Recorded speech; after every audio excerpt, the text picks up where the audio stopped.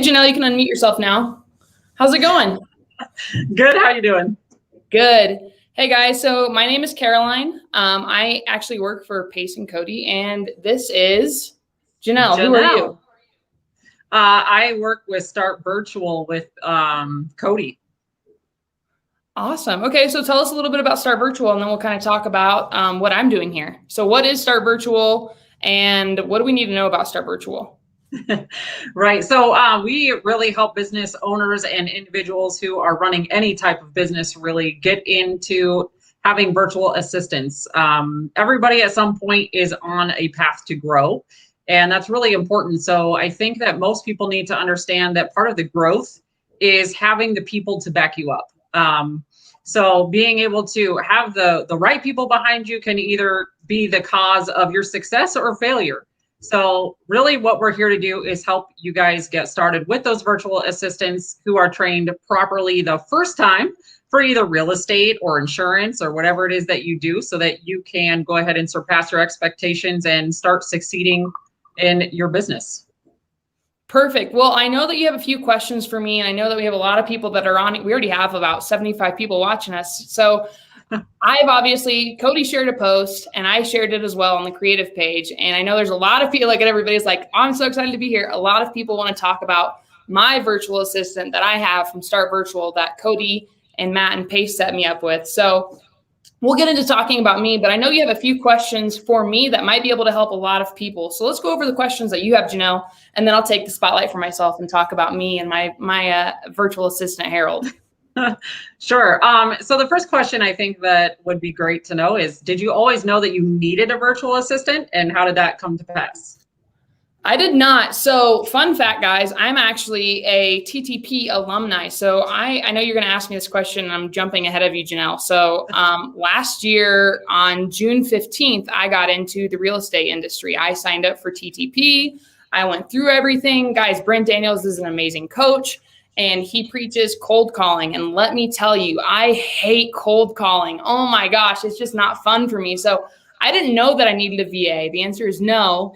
I was cold calling a lot, but when I found out about Start Virtual and having somebody who's trained and is going through this all the time, it freed up a lot of time for me to do stuff in my own business and to help out the business that I'm working in right now. So I didn't always know that I needed a VA, but having a VA has made my life much easier. And it's a great kind of set it and forget it. And when I bring up my VA, Harold, on here later on, you guys are going to have the opportunity to talk to him and ask him some questions. So no, Janelle, I did not know I needed a VA. Now that I have a VA, I don't know what I was doing before without a VA.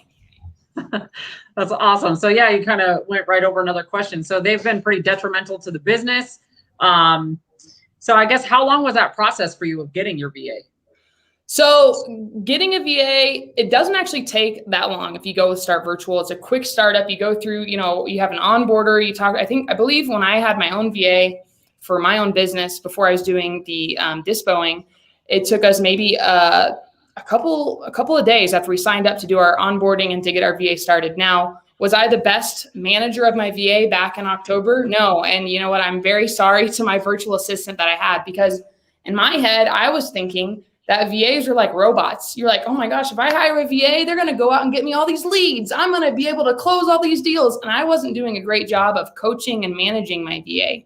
So when I got Harold back in January, I made it a point to really go into talking about, like, what are his goals? Like, oh my gosh, Harold, you're not a robot. This is so mind-boggling to me. So I spent the time getting to know him. What were his goals? Telling him that we were planning to build out an entire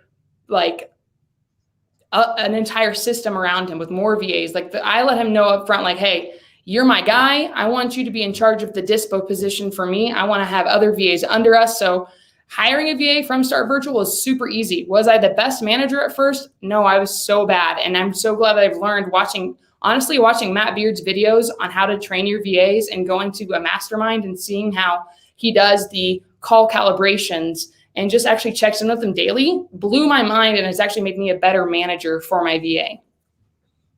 Oh, that's awesome. So you have daily. I'm gonna get all over. Yeah, right.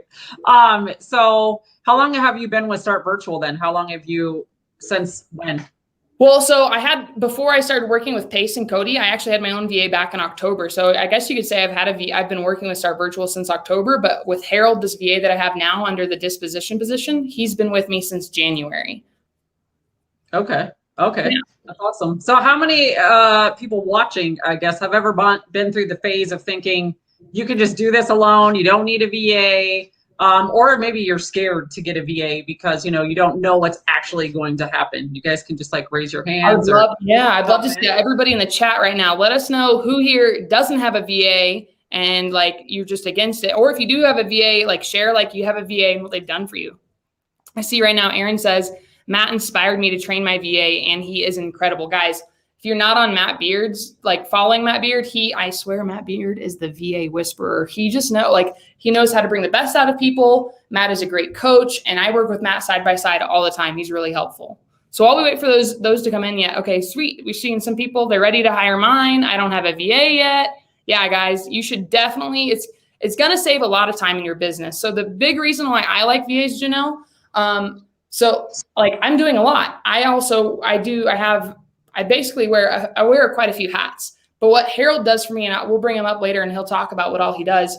Harold knows how to pull lists from batch leads. He knows how to skip trace them. He knows how to load them up into the batch dialer. He knows how to do texting from the he is a batch wizard. If you ask Harold anything about batch, he probably knows it all. And it's literally for me being like, hey, Harold, I don't have time to train you on everything. Like I have some videos. Can you deep dive into this on your own? And Harold has taken the initiative to go learn how to do all these things. He actually set up an entire texting campaign last week with the batch texting platform. So he learns it all, but it's freed me up to talk to buyers because my job as a disposition manager is to talk to buyers and negotiate our price and to get on the same page and make sure that earnest money has been deposited and that we're marketing correctly. So Harold gets to do all the boring admin stuff that I don't want to do. I want to be able to come on to the Wholesale Hotline pre-show and be able to talk and share my experience with my VA. And while I'm doing that, Harold is in the background texting our buyers, pulling more buyers. He knows how to even reach out to hedge fund buyers. Like it's insane what you can do when you take the time to nurture your VA and really pour into them and show them the expectations that you'd like. So that's awesome. Well, let's see. Are there any good questions you're seeing so far on the side here, Janelle? Ready to hire mine? Not one yet. Okay. Don't have one. I need help. Yeah, it looks like everybody's ready, right? And some don't have one, but they do need help. That's awesome. And what is his contact, please? Yeah, you guys cannot have Harold. Harold does not have a twin. I wish he does. Actually, you know what? He might have a twin and Start Virtual. And guys, the cool thing is Harold actually started out as a cold caller for Start Virtual. So Harold used to cold call all of these lists. So Harold's been moving up through the ranks and there's a ton of room for growth in Start Virtual. And I mean, I think he was actually going to be a lead manager, but Matt saw the potential in him being able to manage a team instead of closing deals. So that's why Matt set him up with me to work on the disposition side. This is awesome. It's okay. Right. And then there's also, people can find their own leads, whether that's driving for dollars or referrals or the wholesaler dead leads. But it's really actually cool to know that you don't have to do that because it could be taken care of for you through a VA. Oh, 100%. And also the other thing, I've actually even taught Harold how to look for, he knows how to comp properties. Like we use batch leads and we comp properties together, but he knows how to go on Facebook. I've taught him how to go through Facebook groups, join investor groups. He even finds us co-wholesale opportunities. Somebody's like, hey, I need a buyer. Or if he sees anything in Phoenix, guys, if you have anything in Phoenix, we'll take it and we'll fix and flip it. But Harold knows how to look through these groups and be like, hey, Caroline, here's an opportunity. And we message all day in Slack. We do a Zoom every morning after I'm doing some role play Zooms in the sub 2 mentorship. We do a Zoom at 9. We talk about what our goals are. We talk about like, what is our priority for the day? Everything like that. We get all of our expectations up front and we tackle those. So what was like your breaking point? What was the breaking point for you to where you were just like, you know what, I can't wait anymore. I have to get help. I need a VA. It was honestly the best way to explain it. Guys, I took one acting class in college, so I'm really dramatic when I do things. But the best way to do for me to learn, because I do have ADHD, is to talk about how overwhelmed I was. So I was doing stuff in the mentorship. I was still trying to learn on my own. I was holding 2 water bottles. I was holding my phone. I was holding my sunglasses, and it was just all getting too much for me. So I had to get a VA. And I was literally like, Cody, Matt, I am calling like 200 buyers a day. I can't call these buyers, comp all of our properties, send things out, work on MailChimp. Like, I'm overwhelmed. I don't know how to do this. We were in a bunch of markets. I was new. And they're like, don't worry, Caroline, we've got the hookup for you. And they hooked me up with Harold from Start Virtual. And guys, when you are overwhelmed, this is a big thing that PACE has taught me. When you're overwhelmed, that's when you should get some help. So get to where you can't handle that anymore and hire a VA. Like, it's the best thing that's happened to the disposition part of our company, in my opinion. And I'm ready for us to get more VAs, because Harold just has everything under control, from being able to ask me questions and learning on his own. Like, if you guys pour into your VAs, they are going to give back to you tenfold. Like, it's insane what has happened just for us by really learning with Harold, because I've been learning this whole disposition process with him. I didn't start doing mass dispo until January. So this is all new for me too. That's awesome. Mm-hmm. It's awesome to know that you're doing so well with them. And there's something to be said about Start Virtual and the assistance and what they offer. But congratulations on your success, because it's pretty big. And I know that I just heard about something that your VA got for you, right? So you did like this amazing deal, and I would love to hear all about how that came to be, and if he set that for you or how that went. Yeah, for sure. I'm going to talk about that, and I'll actually pull Harold on here in a few minutes. He's actually waiting for us in the background. But I wanted to touch on Tanisha here. She just said my VA for my first lead that led to a contract in less than 2 weeks. So guys, if you really take time, your VAs will hook you up. I'm going to pull up that. There it is. Pull this back up for you. But yeah, so fun fact for our business, the way that our whole acquisition process works, we are completely Start Virtual VAs. So from pulling the list to texting them, to cold calling them, to setting up an appointment, leading them up to our lead manager, that is all from virtual assistants. So last week, Harold, there was not an American involved in the process at all. So if you guys have been on the creative financing page, you'll actually see the post that Cody shared from our Podio, from our CRM, that says, we're making a $42,000 assignment, and there was no American involved. Harold pulled cash buyers, texted them, sent out our email blast. All I had to, he would respond with me like, hey, this person's offering this, and this person's offering this. And I said, hey, just hold on. We have a lot of offers. This property just went on the market. Let's take our highest and best by Monday. And he actually replied to our buyer, and the buyer was like, all right, I'll buy it right now for your asking price. So there was not an American involved other than me just saying, just reply with this. It was all Harold from the get-go. So you guys can run a business with virtual assistants from Start Virtual and not have to, like, as long as you're coaching them and you're on top of it, they are going to do all of it. They're going to run your business for you, and it's amazing. So yeah, Harold did everything, and I didn't speak to our buyer. I didn't speak to our seller. I communicated with title, just emailing them, pushing through our contracts, but every bit of communication with our seller and our buyer was from virtual assistants from Start Virtual, which was really cool. That's awesome. Terrell Small says PACE has done so much for him in the way of paying it forward. So yeah, squat up, man. That's like, everybody's doing that right now. It's the best way to be doing things, is not by yourself. That's the whole point of this, right? So this is really cool too. You see this one from Erin? She said, my VA is completely a part of my team. If I get sick, my business could fully operate without me. And that's the nice part. So another thing to tell you guys, I was really concerned when I came in, because COVID was happening at the beginning of the year, and I got sick for 2 weeks with COVID. I got COVID, and I had, the worst migraine. It's real. It was pretty bad, but everything was still able to run because we had systems in place. So the biggest thing I can say as well, Janelle, is have systems in place. I would say, get a rough idea of what are the 15 repetitive tasks. And this is actually what PACE taught me. Get the 15 repetitive tasks that you do day in and day out, and assign those to a VA. So when I come in the morning, we have a channel in our Slack that says like deal flow. Where are we with our deal communication? And it used to be me. I'd go through our deal communication, see what was locked up the day before, because I get up really early. I'm up around PACE's time. I'm up around 3:30, 4 o'clock. And everybody else is still sleeping. So I'm like, okay, what deals have we get done? I'm going to take care of that because I'm doing a Zoom at 5. But now I don't have to worry about that. Harold comes in. He knows that's part of his daily task. He's like, okay, I'm going to go through deal flow. Okay, we lock this up. Then he'll put it in our conveyor belt, because as you guys have heard PACE talk about the whole conveyor belt, we can see where our deals are. He knows to automatically make a channel. He'll add in Rochelle Jarvis, who works with us from Constant Close. He'll add in Cody. He'll add in the lead manager that locked it up. PACE gets to see it. They get to see everything. It's just those repetitive tasks. I don't have to tell Harold to do that because it's now a habit. Harold knows as soon as he clocks in, I'm going to get this part of my task done, this done. All right, I'm going to start my property profile for this deal that we got locked up. I'm going to reach out to the seller so we can get photos set up, and I'm going to reach out to our photography company to work everything together. So it started with me not really knowing, having a clear direction with my VA, and then creating those tasks for him so he could succeed. And now it's kind of just like Harold just runs on cruise control, which is amazing. And he just comes to me when he needs help, which is really, really cool. So if you guys take the time to really understand what works for your VA and coach them through everything, your business can run completely on its own without you having to be involved, which is really, really cool.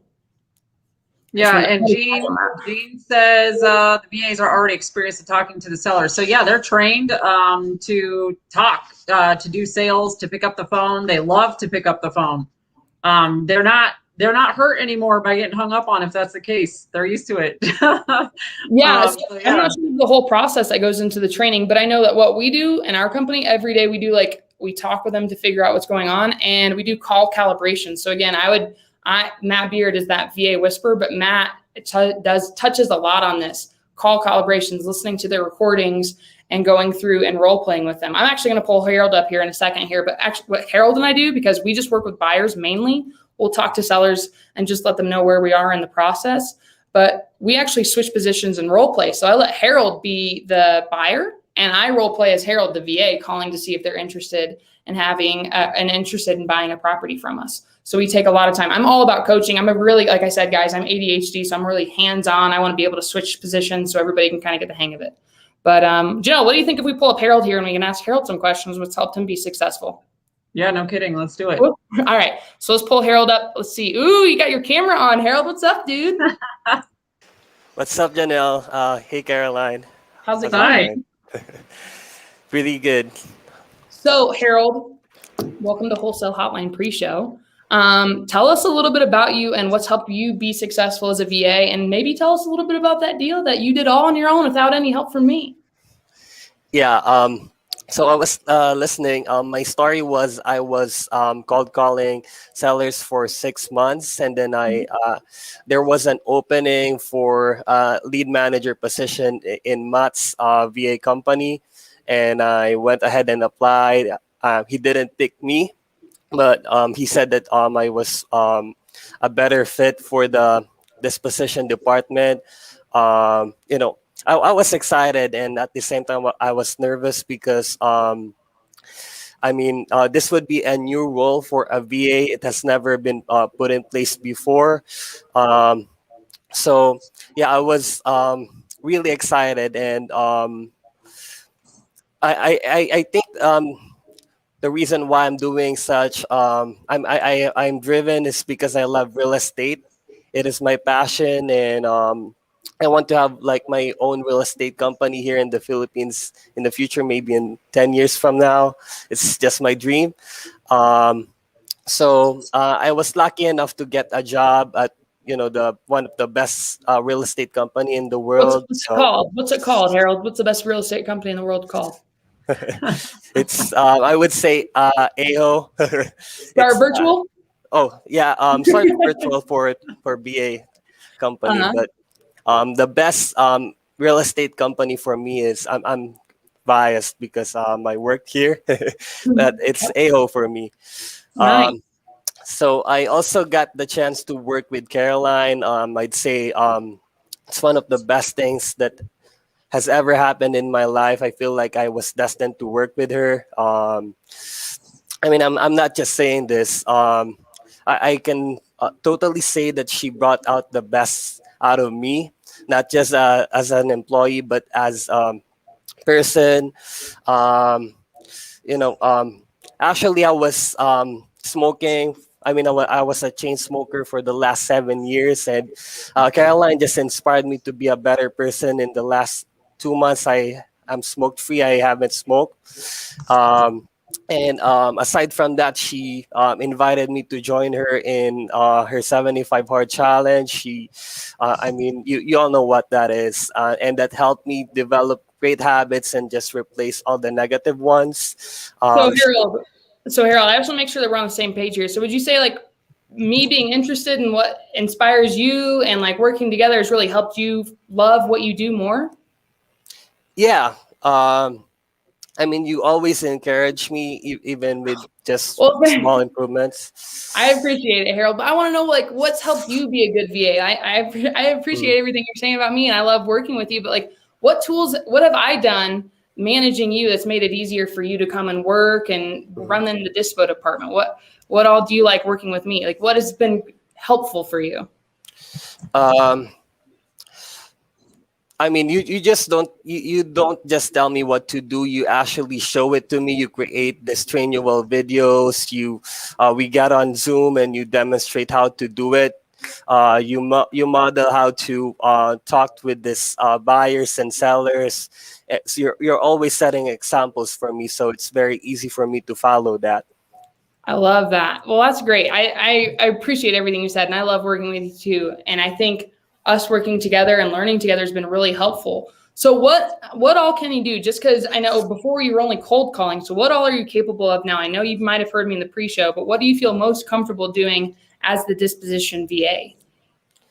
Yeah, I started with very little skills and knowledge on how to do this. Like I only know how to cold call before.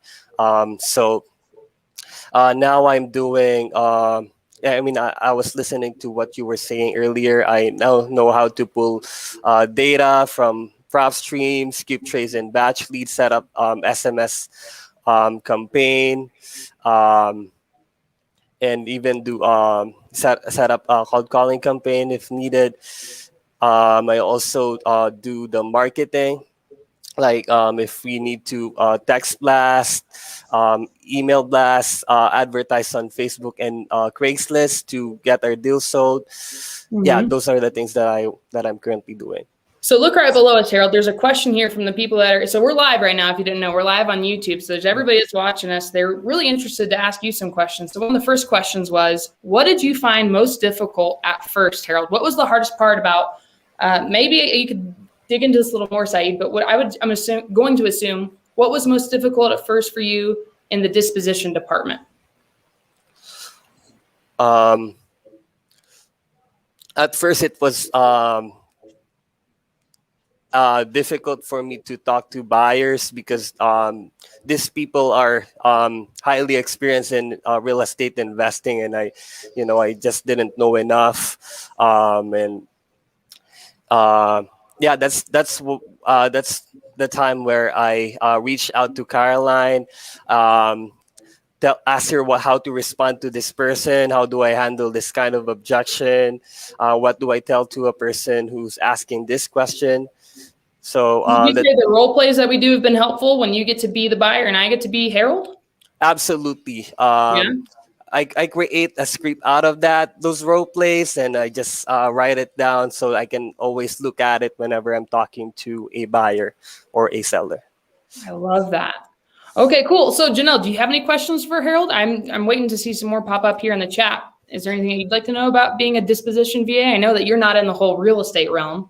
Nope. I used to flip houses for a few years, so I remember digging in myself and doing all that work. So would have been helpful for me to know about this kind of stuff a long time ago. I think, how long did it take you to really,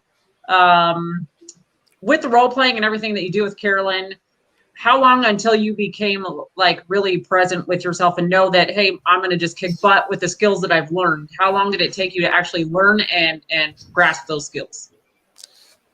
I mean, I started with just cold calling buyers, and then Caroline started training me to do the administrative stuff. So in order for me, I mean, it took me like 6 to 8 weeks to master a task, and then Caroline just keeps on training me how to do more stuff. So I'd say 6 to 8 weeks in order to get really good at something. Yeah, I would say repetition is the mother of skill. So same thing, I'm going to talk because I do a lot of role play practice in the morning with everybody. I talk with all the closers that are in the sub 2 mentorship, but that's something that we preach over and over. And that's why I've been doing role plays with Harold, and I saw Matt Beard do this with the VAs. Like, I think this is huge and really helpful, and it's made you more confident, right, Harold, talking to people? Yes. Hey, guys, absolutely. I'm gonna be honest here. I don't know if Harold would have done this live with us back in January. You might have been a little shy, right, Harold? Yeah, I still am. A little bit. Yeah. Yeah, Harold has opened up a lot, and it's just because I feel like, honestly, Harold, I feel like because we talk about like what are your goals, what do you want to do with yourself, like how do you want to be better, and like what can we do to get more deals done so we can problem solve for more sellers, and also the whole point is so we can have money so we can take care of our family and to create a financial freedom for ourselves. So I think that's really huge, and I like that we talk about that. I want to touch on this next question right here. So Harold, this is for you. Not only how long, but how many calls would you estimate before you had to do before you felt comfortable? I think I might have read that wrong. Anyways, you kind of said it took about 6 to 8 weeks. But how do you feel like when we do our practices and then we'd like listen to or talk about your calls afterwards? How long did it take for you to really feel comfortable texting buyers and talking to buyers? About 8 weeks, would you say? Yeah, I'd say around 6 to 8 weeks. I mean, when it comes to cold calling, but with all the admin stuff, it's actually easier for me to do the texting and admin stuff. It's I faster. get it's faster for me to get familiar with that. But when it comes to talking to someone over the phone, I mean, it involves a lot of topics. So yeah. So one thing that I like to do when I'm time. role playing with Harold, because it does get off topic, is I'll throw whatever I can throw. I'll throw the entire kitchen sink at him. We'll be in a regular role play and we'll be going on about the topic, and I'll just completely divert and we'll talk about Wyoming and how nice the mountains are, and I'll have to have him rein me back in. So practicing with your VA so they can handle those crazy objections or whatever somebody might throw at them will be really helpful, because you really relied on a script for a while, right, Harold? Yes, I still do. Mm-hmm. Yeah, and that's okay, guys. We talk about that. Memorize, internalize, and personalize scripts for yourself. So they're perfect. Great. I was about to pull that list up here. So Harold, Jennifer has a question for you. Does Harold do comps? Harold, we've comped together before, right? Yeah. What has been helpful to help you I know that you don't do a lot of comping. That's mainly me. But what has helped you? What tools did I provide for you to know how to comp? Think about what's in our Google Drive. Yeah, we have like this comp cheat sheet. So it's a guideline that we use, and Caroline's always sending me YouTube videos, trainual.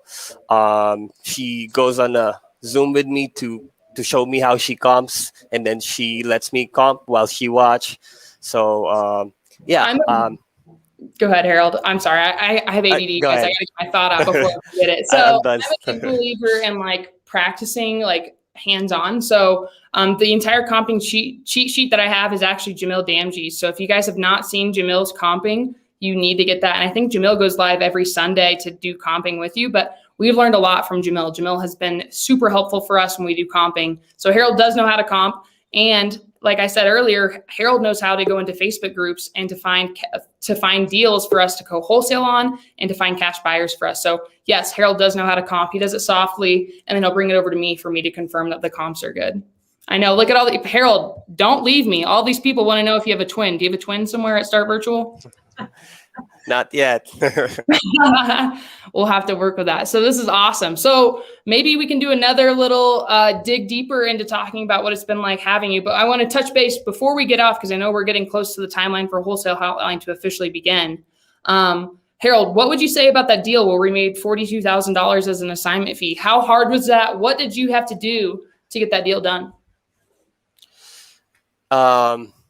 Yeah, I just did the process. Like I followed all the steps to get a deal sold, and this time I was using a phone number of my own, because before when I'm marketing, I'm still doing this. Like if I'm posting deals on Facebook, email blasting what is your whole process for marketing? What all do you do? Can you kind of rattle off the few things where we market? Okay, so once we get the photos and all the property information of the deals we have under contract, I go ahead and create a property profile, email blast that, text blast that, and then who do we text to first? VIP buyers first. So we do VIP buyers first. We give them a little bit of time, and then we send it out through our MailChimp campaign that Harold runs completely. So Harold is the MailChimp master. He does everything. He just sends it to me to actually before this live, you sent me a property to double check because it was going out at 5 o'clock. So guys, we actually had Harold set up a property profile for a property, and he scheduled it to go out at 5 o'clock so he can be live with us right now. You know how to do all of that, right, Harold? Yes, ma'am. Really talk all over you here. I know I'm trying to get it out because we're actually at 5 o'clock here. So you texted our VIP buyers, you sent it out through a MailChimp campaign, and then how did we end up selling this deal? What happened here? Yeah, this person was really interested in the deal. I was excited as well because he gave an offer right away, like within the minute that he saw that deal. So I just relayed his message, his offer to Caroline. And I just replied what Caroline told me to tell him, and then he replied. Yeah, he asked for a number that, and then I told him that we will take the best offer on Monday, but he insisted that he wants to buy it at the asking price, sight unseen. So I just relayed it to Caroline, and then What's up, Pace? What's up, guys? How's it going, man? I'm gonna abruptly end you guys because I've got an attorney charging $17,000 per hour on the other screen. Just kidding. I love it. We'll get out of here. Thanks for having us, Caroline. guys. I just gotta say, your new hairstyle is unbelievable. We all love it. Well, thank you. I had to donate it. I donated it. I'm getting used to the short hair. Amazing. Good to see everybody on here. Let's get Wholesale Hotline started. Janelle, good to see you. Bye, guys. Bye, guys. Guys, we're going to go on a quick 20-second break, and we will then start Wholesale Hotline in just a minute. Thank you so much.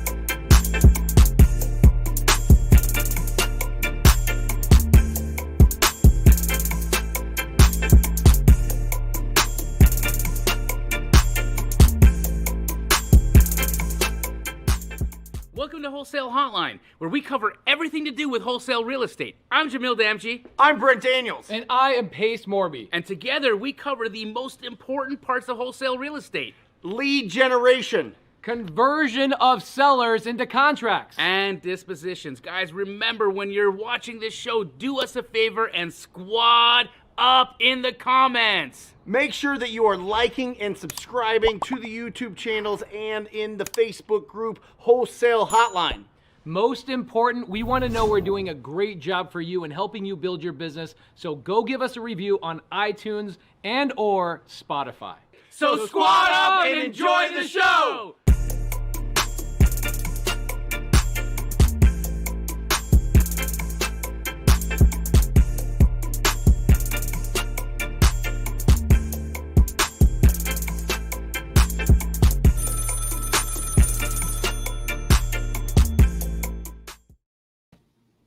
Oh, here we go. Wholesale Hotline number 70. Oh my goodness. This is going to be absolutely incredible. This is going to be fire. And not like just the fire that, you know, the kids talk about. I'm talking about the elements here, Pace. I'm talking about the 4 elements that make up fire, brother, which of course is oxygen, heat, That's right. The fuel right there, Jamil. And today we've got the chemical reaction, the 4th part, the absolute essential part to make fire with Sean St. Clair. Sean, this is going to be an awesome time with you, brother. Thank you for being on. Thanks, Brent. Appreciate it. Looking forward to it. Pace, why don't you give us a introduction and let's start rolling this thing out, because I'm sure people are just going to bombard us with questions. Okay, cool, guys. On the screen, and if you're listening to iTunes or Spotify, which you guys can go back and watch the previous episodes, we've got Sean St. Clair. He's a local real estate attorney. He deals with a lot, specifically a lot in my own business, memorandums, Liz pendants, lawsuits, evictions, all of which he's done for me and my business partners just in the last 30 to 45 days. This guy is a busy man. Him and his law firm are also licensed in Georgia. So if you guys are out there in Atlanta area or all of Georgia, definitely look them up. But today we've got Sean St. Clair, somebody I consider a hero. He is a forward-thinking attorney in the sense that he provides a tremendous amount of value to people for free. We're going to be talking about a Facebook group that he is building. But more specifically today, we're going to be talking about memorandums, Liz pendants, the ins and outs and who, what, when, where, and whys of what a memorandum is, the legalities, when you should use them, when shouldn't you use them, and the no-nos with memorandums as well. So welcome to the show, Mr. Sean St. Clair. How you doing, Sean? Good, Pace. How are you?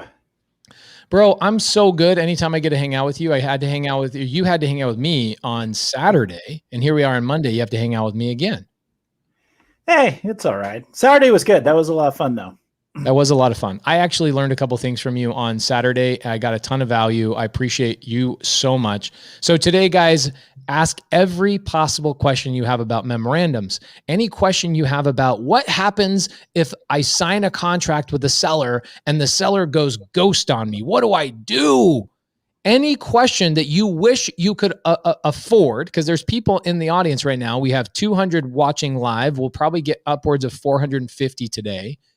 Watching live. And I bet you out of those 450 live viewers, we're going to have 449 of them asking the question of what happens if I lock up a contract and the seller changes their mind? What happens if I sign a contract with a seller and the seller passes away? What happens if the seller refuses to close escrow? What are all the things I can do to protect myself as a real estate investor? Those are just 3 of the 100 questions that I would ask a real estate attorney if I didn't have to pay for his time right now. So guys, now is the time. Now, Sean, recently you've been dealing with a transaction for me in just the state of Arizona where my company signed a contract 2 years ago.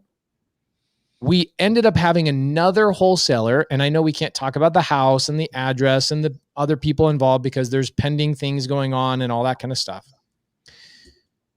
But another wholesaler came in after me, signed a contract, and then filed a memorandum on the property well after I signed a contract and was planning on closing escrow.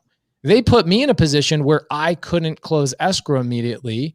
And I want to talk about that. What did you do? What did I do? Because I'm at a point in my business where I realized just outsource this kind of stuff. Don't deal with it on your own. So Sean, let me ask the first question. We'll get this stuff happening. I already see a ton of questions right now in the comments.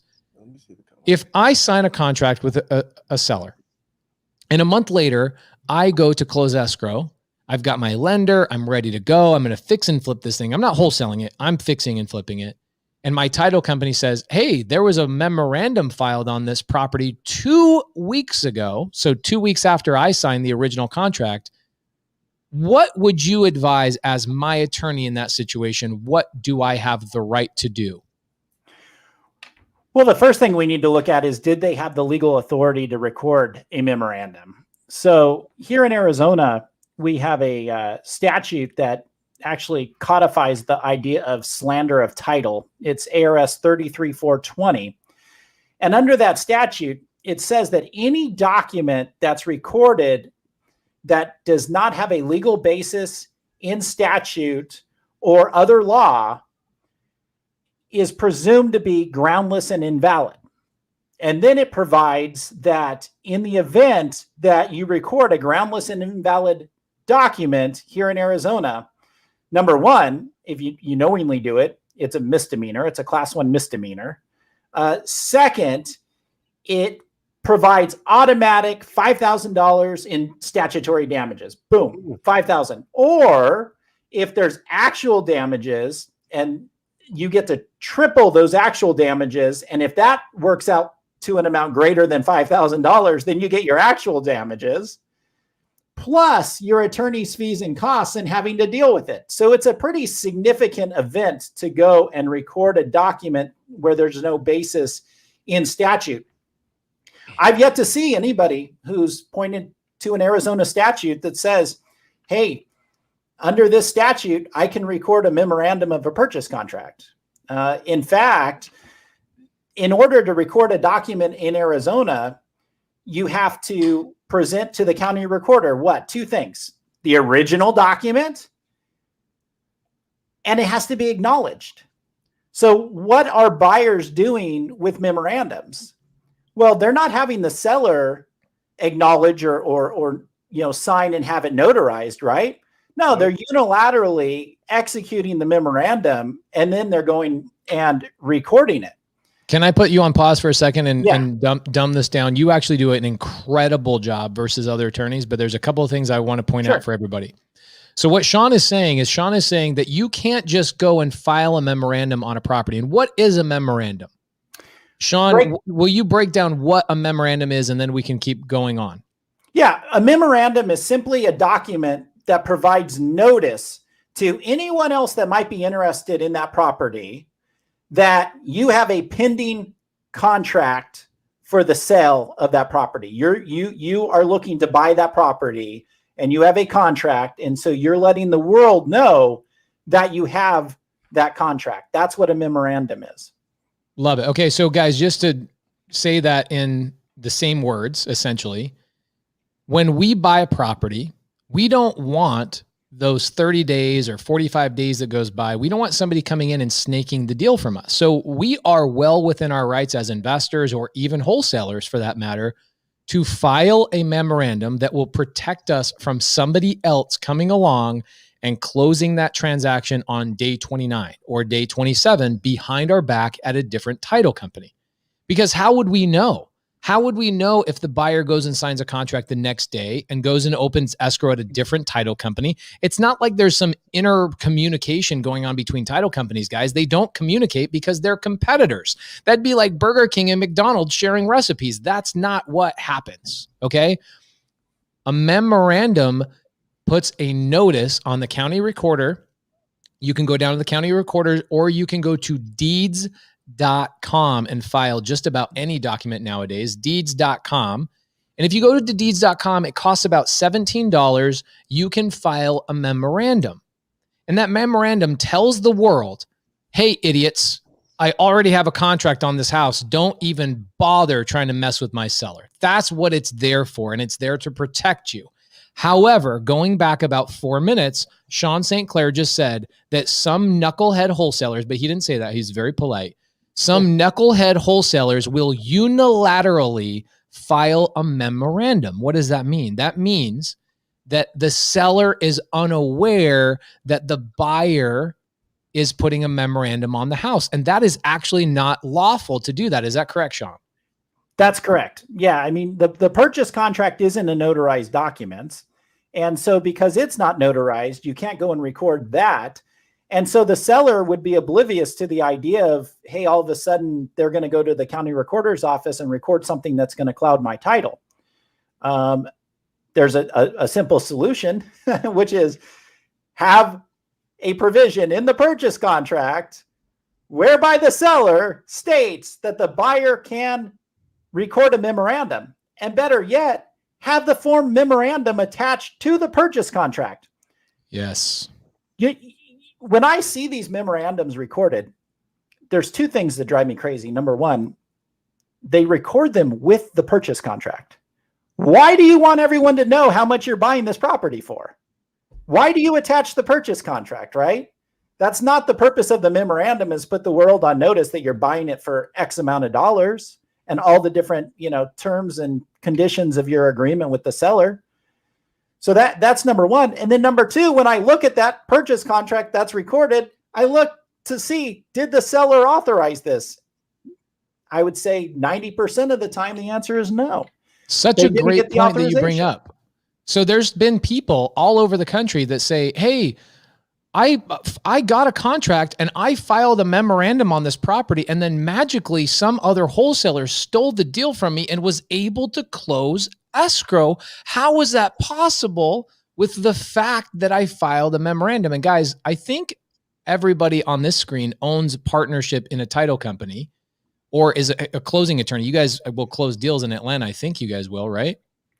We're not closing attorneys in Atlanta, but we. Okay, no You problem. know, But you're incredibly enough, experienced in yeah. this stuff. So you understand that a title company can actually choose to close and record a transaction even if there is a memorandum on the property. And what the title company is doing is they're pulling up your knucklehead contracts and your knucklehead memorandums that were filed improperly. And they say in the contract, it does not have any notice to the seller that you have the right to file a memorandum on their property. And so the title company has the right, if they choose to do so, to record the new buyer's contract and close escrow around your memorandum because you didn't do it properly. Is that correct? That's correct. And so let's just say hypothetically, you enter into a transaction. It has a strict close of escrow date, no cure notice. And so seller doesn't perform. And instead of taking steps like going to court and trying to specifically enforce and require the seller to perform, you just go and record a memorandum. 2 years later, the title company is looking at this thing saying, you know, they're doing a cost benefit analysis because what they're issuing is an insurance product. You know, are we at risk? Nah, this thing's over 2 years old. Close of escrow was 2 years ago. You know, if the seller was interested in this or the buyer was interested in this thing, they would have taken some form of action. And once close of escrow comes and goes and you don't have a cure notice, boom, contract's done in my view, unless you know, have some way of putting the world on notice that it's the actual seller that refused to perform, if that makes sense. So before we go on, because I know Jamil's got a bunch of questions and I've got some really good questions for TTP and Jamil and their student base, and also Jamil doing deals all over the country. They're doing hundreds of wholesale transactions every month. So I imagine they're running into these memorandum issues all the time. Before we get into that, I want to let the audience know that last week I had Sean St. Clair come into my mentorship in sub 2. And I asked Sean to create a new wholesale purchase contract for us over the next couple of weeks that gives the seller notice that we will be filing or have the right to file a memorandum, and then also attaching the memorandum documents to that purchase contract so that you can do this the proper way. I'm going to be giving that document to Brent Daniels and Jamil Damji so that you guys can release that to your students and to release that to your people. I imagine you guys at some point will be able to find that document on what website, Brent? Talktopeople.com? You got it. Yep. TTP Insider, talktopeople.com. Mm-hmm. So we're gonna make it available because right here on the screen, Michael Diaz says, "Do you need the seller to approve the memorandum?" And we've already touched base on that, but Sean, can we just hit that one more time? Do we need the seller to approve the memorandum in order for it to be a lawfully done and properly done memorandum? The answer is you need the seller to authorize the recording of the memorandum. That is what you need legally. The better practice is to attach a form of memorandum to the contract that says, this is what I will be recording. That way there's no issue. When you record a memorandum, the seller can't come back and say, well, I knew you were recording a memorandum, but I didn't know it was going to contain all of this. You know, I never signed off on those, you know, that language of the memorandum, et cetera. So in my view, the better practice to protect yourself is to attach a form memorandum and say, this is what I'm going to record. I'm going to fill in the blanks and record it. Yep.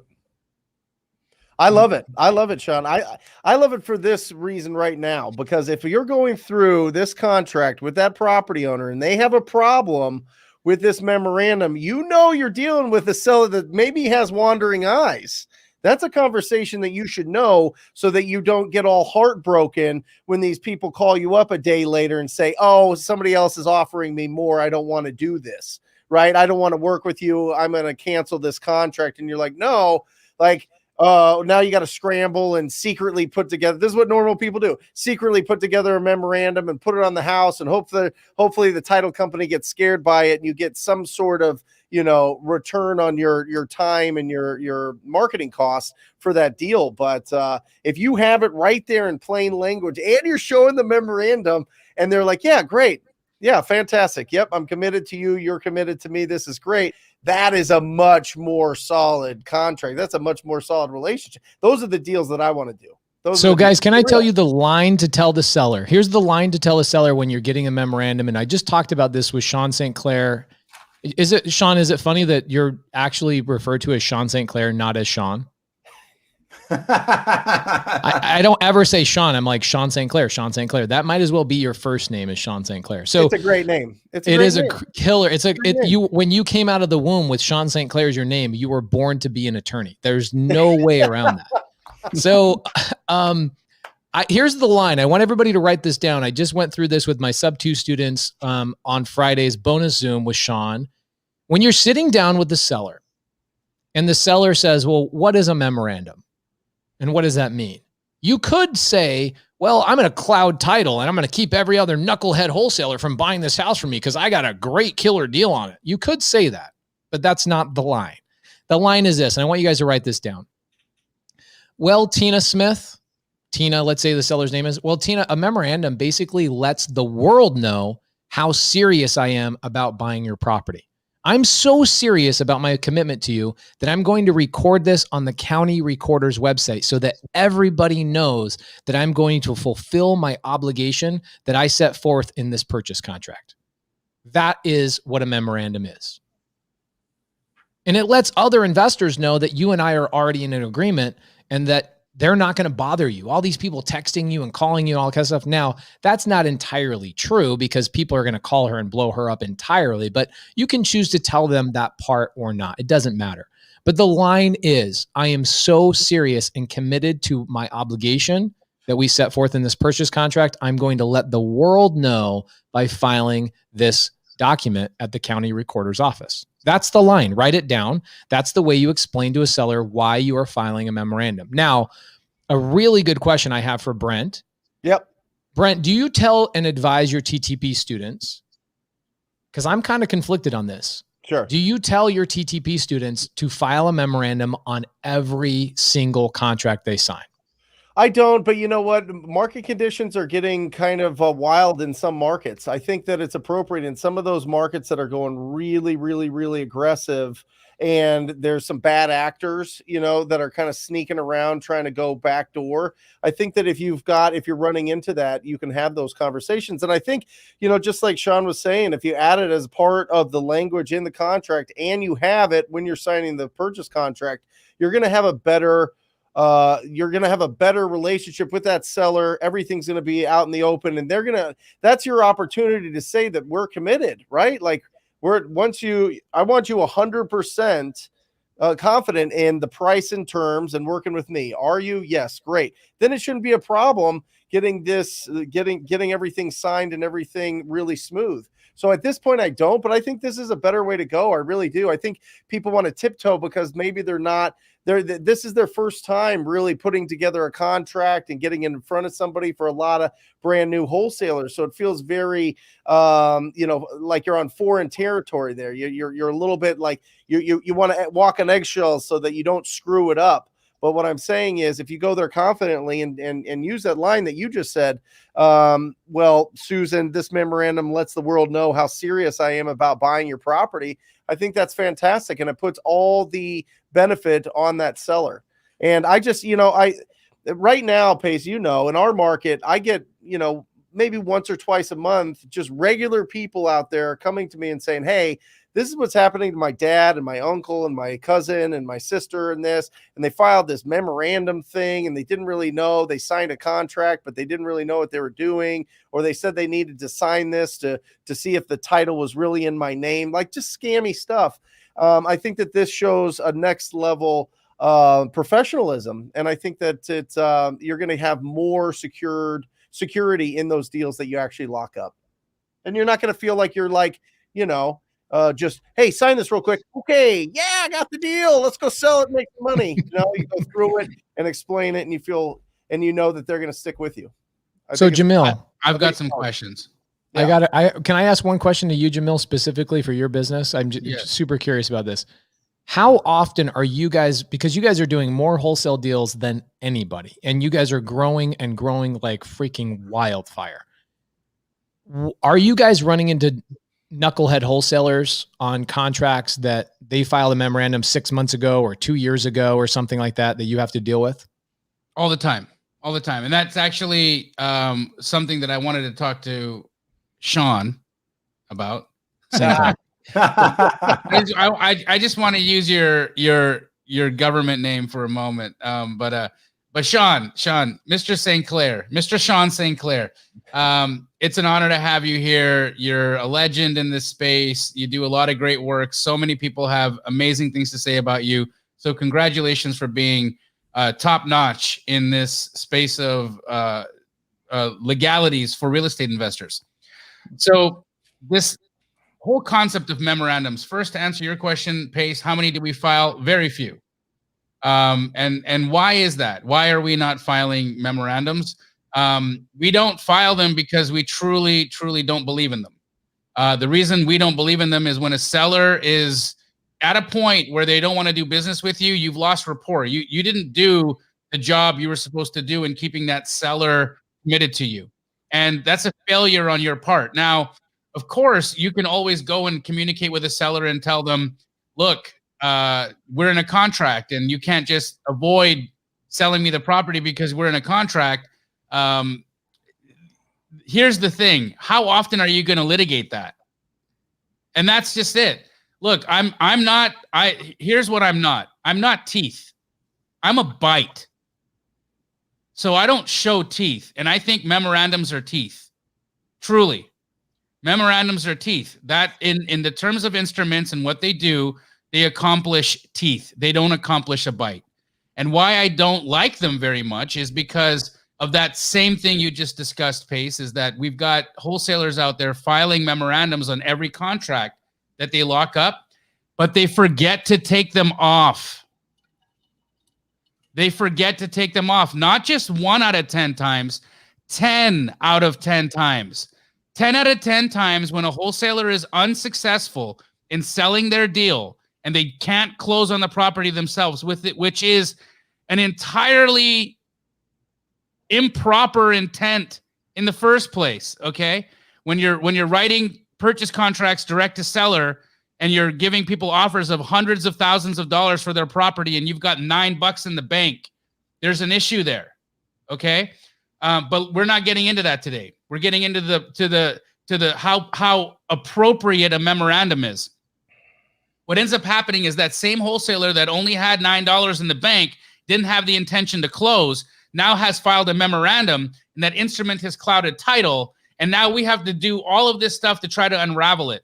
And so the thing is that if I'm going to use a document that's going to have some enforcement behind it, I'm going to enforce it.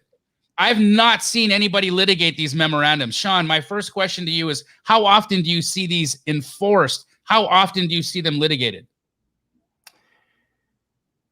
It generally doesn't end up with litigation. So we normally will send a demand letter and explain the wrongful nature of the conduct, and that generally results in the release, because the statute not only says that, hey, look, if you record the memorandum, the minute you record it, boom, $5,000 in statutory damages or triple the actual damages plus attorney's fees. The statute goes on and says that anybody named in a memorandum, so anybody that signs the memorandum on behalf of their LLC, for example, right? Because an LLC can only act through an individual at some point. I mean, some human has to take responsibility for that. It says if that person doesn't release it within 20 days of the demand, now they're liable for $1,000 in statutory damages or triple the actual damages plus attorney's fees. So they have 20 days. So now you've taken a matter that you would normally pursue against an LLC, and everyone's like, well, it's LLC, limited liability, I'm, corporate shield. Now you're saying, no. Now you personally are liable and on the hook because you signed this and didn't then cause it to be released within that 20-day window.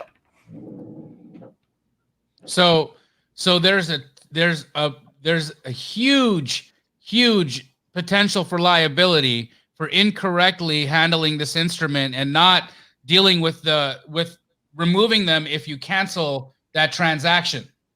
Correct. And I have a solution to what your concern is as far as removing them. So the contracts that I put together not only have a memorandum attached to them, but they have a release attached to them. And they say that if I'm going to go and record a memorandum, I'm going to go then and deliver to the title company a signed release. And if this transaction does not come to fruition, the title company is instructed to go forward and record this release. And it specifically instructs the title company in the purchase contract that it's authorized to record the release if the buyer doesn't perform. Awesome. I have seen so many really, really, really sad stories, Pace, and I know you have too, because we've had a lot of conversations about these, where you get these old ladies that have people show up at their doors, and they get them to sign, hey, I'm going to go get a payoff from a bank. I'm going to go find out how much you're behind on your mortgage. Go sign this payoff for me. And then guess what they end up doing? Filing a memorandum.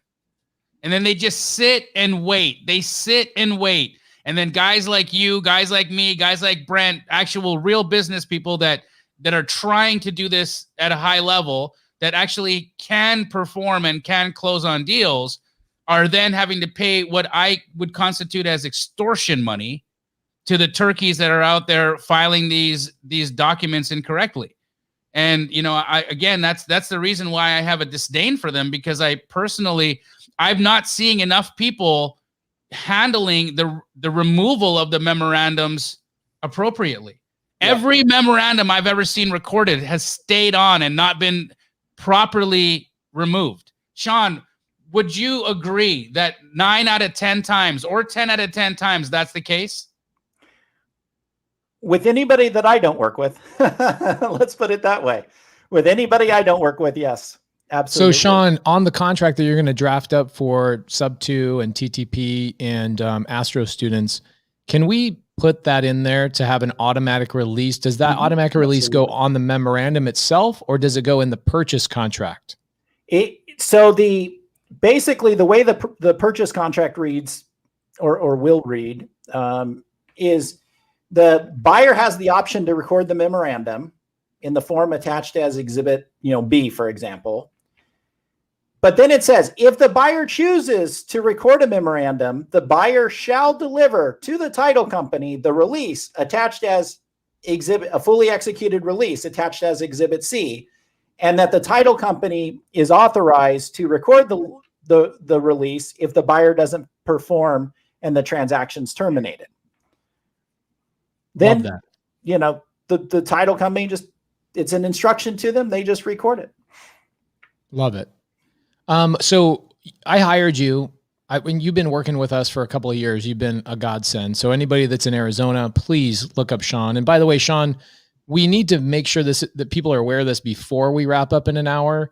What is the name of your Facebook group, and what are you trying to accomplish in that Facebook group? So everybody in here knows. Yeah. So the name of the Facebook group is Real Estate Investor Legal. And the goal is to connect real estate investors nationwide with attorneys nationwide who have experience in handling their matters. Thank you, Sean. I receive calls on a regular basis from, people in your group, Pace, or others that I've connected with in the real estate investor community saying, hey, I have this transaction in this state. I need some help. I need an attorney.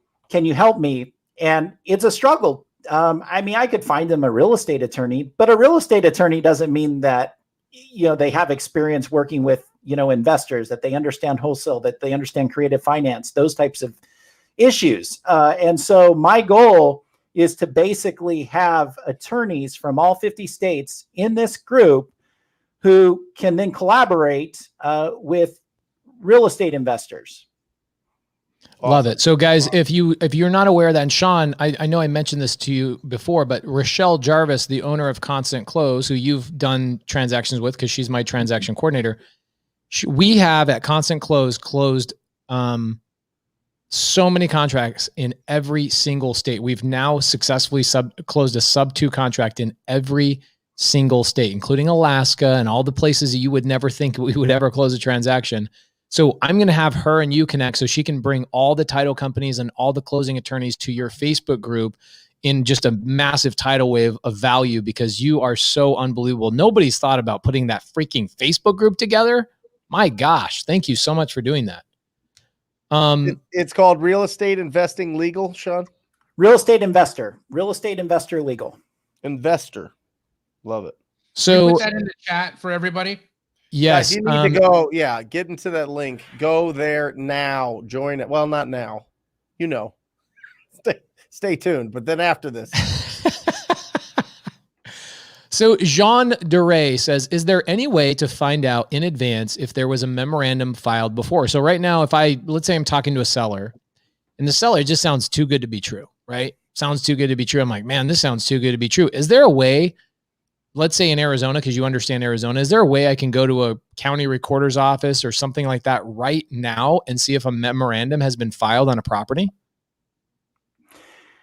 So here in Maricopa, we have one of the best recording systems and recorder offices in the nation, in my opinion. You could pretty much find anything. You start getting outside of Maricopa County, and some counties are better than others. And I imagine that's true nationwide.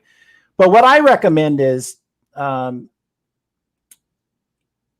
build relationships with title companies and, get to know those title companies, use those title companies on a regular basis, so that if you have a suspicion or you want to, see what's going on with the property, you can call them. And what you want to do is ask them for a condition of title report. And if you get that condition of title report, that'll tell you if a memorandum's been recorded. Some title companies will charge you, $75 to $150 for it, depending on your relationship. Some might provide as a courtesy. It just depends.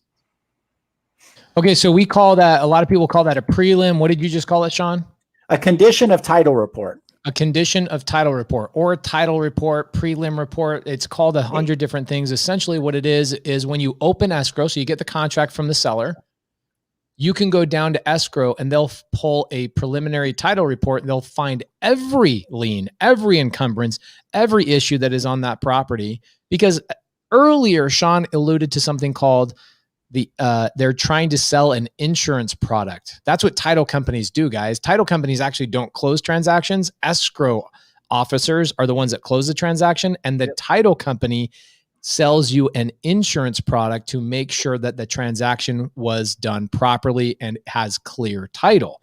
So the title company, before you close that transaction, will pull a preliminary title report, and on that, sometimes it's 15 pages long, you will see if there's a memorandum, an IRS lien, a child support lien, a mechanics lien, whatever.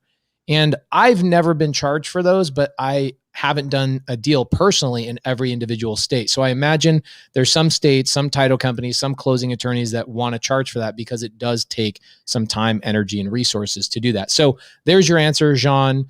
The answer is yes, you can find out ahead of time. That's the best way to do it. In Phoenix, you can go to the recorder's office and see every document that's recorded against the property.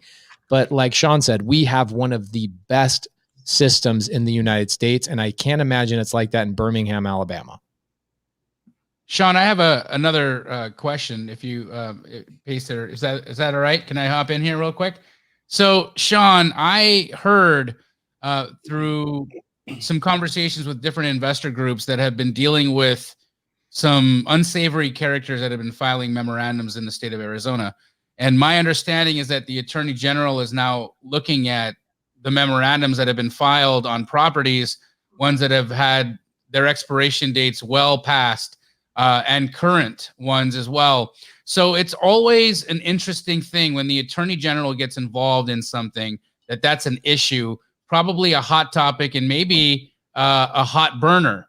Would you, having as much as experience as you have in this state of real estate instruments, real estate law, when the Attorney General gets involved, how certain should you be when you're utilizing an instrument like a memorandum?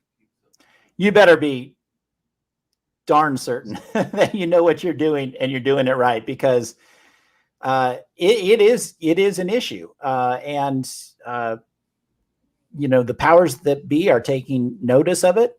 And like I said, it's a misdemeanor, not to mention what you brought up, Jamil, which is a good point. The investor with $9 in their pocket that really don't have the intent or the means to close the transaction. In Arizona, we have a case called Lombardo versus Albu. And in that case, both the buyer and real estate agent representing the buyer were sued for negligence, breach of the covenant of good faith and fair dealing, non-disclosure, those types of issues, because they didn't inform the seller, who was in foreclosure and was about to lose their house in foreclosure, a house with equity. So the seller had equity, but they were cash poor, right? They couldn't pay their mortgage. So they're in foreclosure. Buyer comes along. The husband's credit is shot. He has a prior bankruptcy. So they decide to write the purchase contract in the name of the wife, hoping that the lender wouldn't figure out what's going on. Nobody discloses this to the seller. And of course, you know what happens, right? Buyer doesn't perform because the lender says, well, we're not going to, fund. And the seller loses the property in foreclosure and then sues the buyer and the buyer's agent. And the court in that case, I'll read you some language here, right? That this is word for word from that case. It says the buyer cannot present himself as a ready, willing, and able buyer if he knows that there is a significant risk that the deal will never close because of his inability to perform. This would violate the buyer's duty to deal fairly under the contract. Mm-hmm.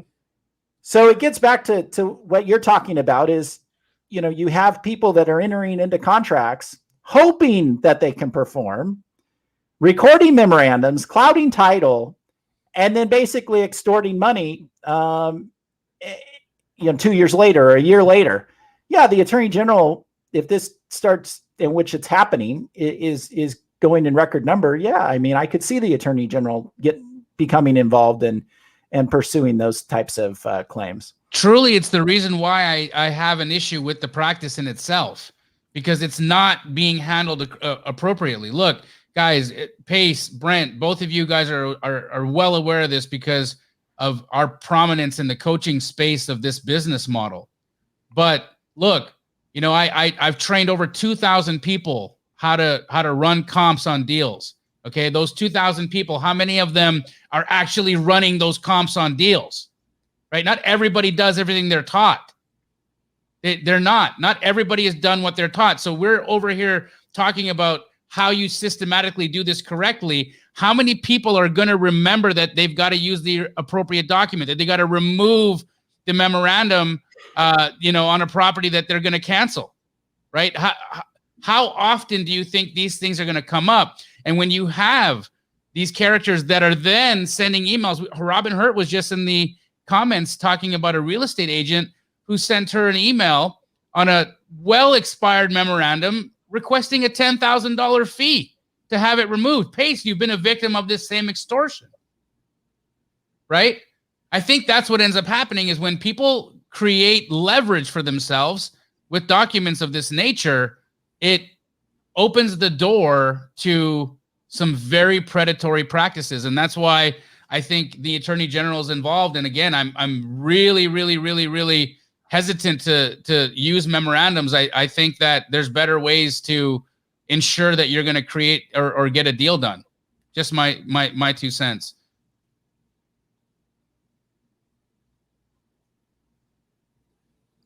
Question on the screen right there, Sean, if you want to read that and answer that about what you just read. Yeah. So the contract provides and there's acknowledgments that normally you have the seller sign and disclosures and things like that, where you're disclosing, hey, look, I'm going to be assigning this, and I can assign it, those types of things. And as long as you have, some proper disclosures, I don't think the language that I read, jeopardizes wholesaling in total. But the point I think that we're making here is if you can't perform and you don't perform, don't hold the property hostage. Don't cloud the title. There you go. Yeah. That's it. That's Look, it. wholesaling is prospecting. Wholesaling can be speculation, right? And that is already inherently a part of the business model. Why then create more opportunity or more ways to really jam up a seller through instruments that are being incorrectly used, so that you just tarnish the business model and the name of what we do even further? I mean, it's this whole thing, the extortion from memorandums, that has so many people in the public up in arms about having dealt with a wholesaler. It's real. So, Rhonda, just to clarify this, Jamil, you want to answer this question real quick? It's kind of in the same line of what you're talking about. Yeah. So, Rhonda, that's a fantastic question. Rhonda's question is, are you saying that if a wholesaler doesn't have enough money to pay cash for every property that they find and assign, that they're doing something wrong? No, Rhonda, that's not what I'm saying. I'm saying that you need to have access to the means. So the entire concept of squatting up is working with people that may have the means, right? Working with private money lenders, working with hard money lenders, having access to these instruments that give you the possibility of being able to close.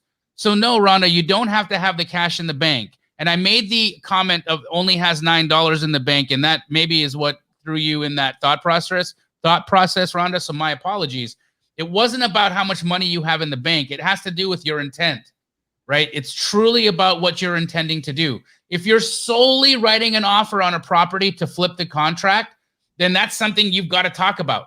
But if the deal is good enough that you could possibly close on it, that you might bring a private money lender to the table and maybe fix and flip the property yourself, that you might bring your mentor, Brent, Pace, or myself in as a private lender to help you do the deal, that you might partner with another really experienced rehabber in town and maybe they'll help you do the deal. There's so many exit strategies that we talk about. There's so many ways to legitimize your offer. And so I don't think you need to get over complicated with respect to, I don't have the money to actually close on this, because there's so many different means that can give you the finances that you would require to do the deal. But I think that when we add on top of it this whole idea of memorandums, because they create a rigid maze for a seller to have to then navigate once you cancel a deal. If you do cancel a deal and the deal doesn't close, that is a problem. That is the problem that I'm trying to bring some air to. And listen, Jamil, you and Pace have traveled the country talking about squatting up. I fortunately get every Monday to join in this tornado of squatting up and finding people and having, listen, there are hard money lenders. There are private money lenders that'll lend 100% on the deal if it's right. There are people that you can squat up and partner with that have, when I started out, when we were bidding at auction in 2008, I was approached from a gentleman that just sold his company for $20 million. He was bored and he wanted to put the money somewhere. That was my business partner. Like that you just squat up. That's what we're talking about on this show, is finding the means, having access to those funds. If you're going in there as the buyer, you better have access to those funds. If you go in there and you say, hey, listen, I'm not going to buy this, but I got a bunch of people I'd like to put it in front of, and you have it disclosed. I don't know. You could ask Sean. I mean, as long as the seller knows what's going on and it's disclosed and it's put in there and it's in writing, that's a whole different ballgame. But just going around and putting memorandums on properties because you went to somebody's house, got a contract signed one time, and then you ghosted the seller for the next 2 weeks and you didn't respond to them and you didn't do anything as you're trying to sell the property. And then all of a sudden the seller feels like they've been abandoned. They've got somebody else knocking on their door behind you. They want to work with this friendly person and they don't want to work with you because you're not communicating with them. And they want to get out of them. And then you slap a memorandum on them and it's gross. It's just gross. And it's going to catch up. It's going to catch up. And whether it be the attorney general, whether it be your reputation in the marketplace, whether it be whatever it is, it's going to catch up. Okay, so let's say I file. I don't like the deal that we originally opened up with. I had a couple comments in the side chat saying, "Well, when are we going to get to the story that Pace started with?" Well, unfortunately, I can't tell you a whole story without you guys understanding what a memorandum is. And so we went through and we explained now what a memorandum is. We explained the proper way of filing a memorandum, when you should file a memorandum, and what that documentation should look like. Okay, now we've established that. So on this property that I purchased 2 years ago, I contracted it 2 years ago. Why did it take so long to come to fruition? Is because we had to take the estate through probate. So I paid for the probate, which cost $5,000. I hired Rylis Dana, who is actually a friend of Sean St. Clair's as well, and friend of the show. He was on here a couple of weeks ago. Hired him, went through probate. Once probate was finalized, we actually purchased the property through the appropriate person, the personal representative that's now named on the contract, and we have a valid contract. We go to close escrow, and our title company says, oh, there's a memorandum on the property that was signed just a couple of months ago. So my wife calls me. She's my real estate agent. And she says, Pace, what do you want me to do? And I said, what I should have started doing 7 years ago. Just call the attorney. I don't have 5 seconds to deal with this. Call the attorney. And so she wrote an email to Sean St. Clair. And Sean, what did you do on this particular transaction? And what did we find out? And I know you weren't the one that physically worked on it, but somebody in your office did. Can you give us an understanding? If I'm a brand new investor, I have the intent of closing on a transaction, and I find a memorandum that's standing in my way, what can I do? And what did you do on this particular transaction in the last 30 days? Well, without getting into the specifics on your transaction, I'll answer what do you do in the situation of if you end up trying to close and there's a memorandum, which is you look to see, did they have the lawful authority to record the memorandum? If they didn't have the lawful authority, then the next step would be to send the demand letter so that you start that 20 days that we discussed running. So you want to send that demand letter out so that the clock starts ticking on those 20 days. And then if the wholesaler or the investor is wise, they will release the memorandum during those 20 days and you can move forward with closing. Do you find that most wholesalers that have a memorandum will respond to a demand letter and release that memorandum within that 20-day period? I have found that the majority who are made aware of the unlawful nature of their conduct will.